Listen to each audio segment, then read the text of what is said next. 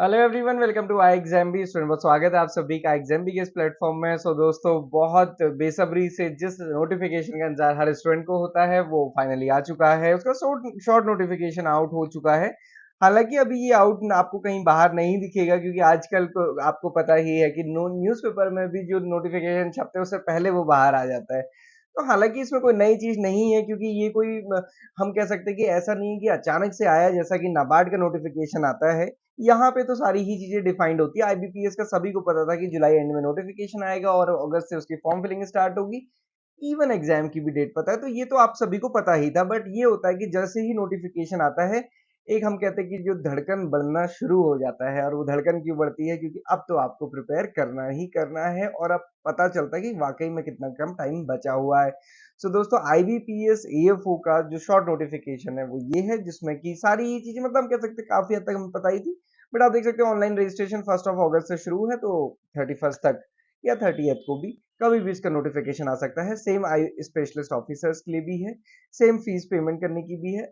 Prelims examination जो इस बार है, बिग चेंज जिसको हम कह सकते हैं, वो यही है कि ये नवंबर 2024 में ही प्रीलिम्स होने वाला है। और जो इसका मेंस एग्जामिनेशन है वो दिसंबर में होगा। और यहाँ पे मैं एक इंटरेस्टिंग बात बता दूं आपको कि इन दोनों के बीच में जो रिजल्ट आना और मेंस का एग्जाम, उसमें केवल 10 दिन का फर्क होता है। तो इसलिए सारी प्रिपरेशन आपकी पहले से होनी चाहिए। और डिक्लेरेशन ऑफ मेंस रिजल्ट जनवरी फरवरी में होगा, कंडक्ट ऑफ इंटर फरवरी मार्च में, रिजल्ट वही सेम 1 अप्रैल को आएगा। तो बाकी कुछ भी चेंज नहीं है, केवल ये है कि इस बार जनवरी का चक्कर छोड़ दो, सब दिसंबर में पहले ही 2024 में ही सारी चीजें आपकी निपट जाएंगी।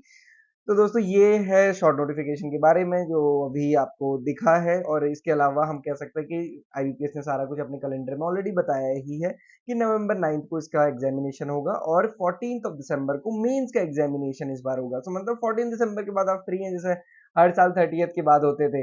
ये आईबीपीएस एएफओ की बात है। अब अगर आप देखेंगे, हमारे पास अगस्त का महीना है, उसके बाद सितंबर है और उसके बाद अक्टूबर है। केवल और केवल 3 महीने आपके पास बचे हुए हैं। इसलिए मैंने अभी कुछ दिन पहले ही, आप देखेंगे 7 डेज पहले, मैंने एक वीडियो बनाई थी 3 मंथ्स एंड 3 मंत्रा। और उसके पहले दिन मैंने ये वीडियो बनाई थी sad reality of IPS AFO job. इस वीडियो को आपने नहीं देखा है तो जरूर देखिए। इसमें मैं ये नहीं कह रहा हूँ, कहीं पे भी मैंने ये नहीं लिखा है थंबनेल में कि आईपीएस एएफओ की जॉब बेकार है, उसको ज्वाइन मत करो। मैंने सिर्फ और सिर्फ ये लिखा है कि क्या रियलिटी होती है आईबीपीएस एएफओ की और उसमें जाके हमें बुरा क्यों लगता है। तो ये अवेयरनेस है, आपको समझ आ जाएंगी सारी चीजें। और आप उसमें कमेंट्स देख लीजिएगा, जो एग्जिस्टिंग एयरफोर्स है उन्होंने भी सारी चीजें बताई है। बस ये है कि आप प्रिपेयर करें, अच्छे से प्रिपेयर करें, साथ ही साथ सारी चीजें पता रहें। और साथ ही साथ क्या अच्छी चीज है कि नाबार्ड का नोटिफिकेशन भी साथ में है। जरूर टारगेट कीजिए, बड़ा टारगेट कीजिए ना। क्यों छोटी छोटी चीजें टारगेट करनी है? देखो आज के टाइम पे क्या हुआ, जितनी हम कह सकते हैं कि अवेयरनेस बढ़ी है, बट आप देखोगे कि अवेयरनेस भी कोई किस अकॉर्डिंग बताता है, अपने बेनिफिट के अकॉर्डिंग। तो अगर कोई कोचिंग इंस्टीट्यूट सिर्फ एएफओ की कोचिंग करा रहा है तो वो बताएगा कि एएफओ ही सारी ऐसी जॉब है, बस आईएएस से भी ऊपर एएफओ ही है। अब आप कहोगे सर आप नाबार्ड की भी करा रहे हो, तो आप नाबार्ड का भी कहोगे। मैं तो ये कुछ नहीं कहता, मैं तो आपको सारी चीजें बताता हूँ। मैंने एएफओ भी किया है, मैंने इस वीडियो में आप देखिएगा मैं हर चीज कहता हूँ कि आप पोस्ट ग्रेजुएशन भी करो, एमबीए करना चाहते हो वो करो, जॉब करना चाहते हो वो करो, बट क्लियर रहे कि आप करना क्या चाहते हो और टाइम वेस्ट मत करो। जो हम कहते हैं ना कि पूरे साल कोचिंग करेंगे, एएफओ के लिए क्यों करनी है भाई? करनी है तो यूपीएससी के लिए करो, समझ आती है बात, बट एएफओ के लिए नहीं। तो ये वीडियो जरूर देखिए, सारी चीजें क्लियर होंगी। प्रिपरेशन कीजिए, मेहनत करिए, सारी चीज जहां से बेनिफिट होता है वहां से लीजिए, जहां से समझ आता है वहां से पढ़िए, बस अच्छे से पढ़िए। मैंने 3 टारगेट आपको बताए थे, क्या कि क्यूआरई अपना 15 अक्टूबर तक खत्म कर लीजिए, ताकि फिर 9 नवंबर तक आप मॉक टेस्ट दे सकें। एग्रीकल्चर को भी अक्टूबर एंड तक खत्म कर लीजिए, क्योंकि जब नवंबर में प्रीलिम्स का एग्जामिनेशन था उसके बहुत दिन तक तो स्टूडेंट इसी चक्कर में थे, होगा कि नहीं होगा, और 10 दिन पहले ही रिजल्ट आता है। और ये टारगेट कीजिए कि 10 मॉक टेस्ट तो कम से कम एक महीने में करने हैं।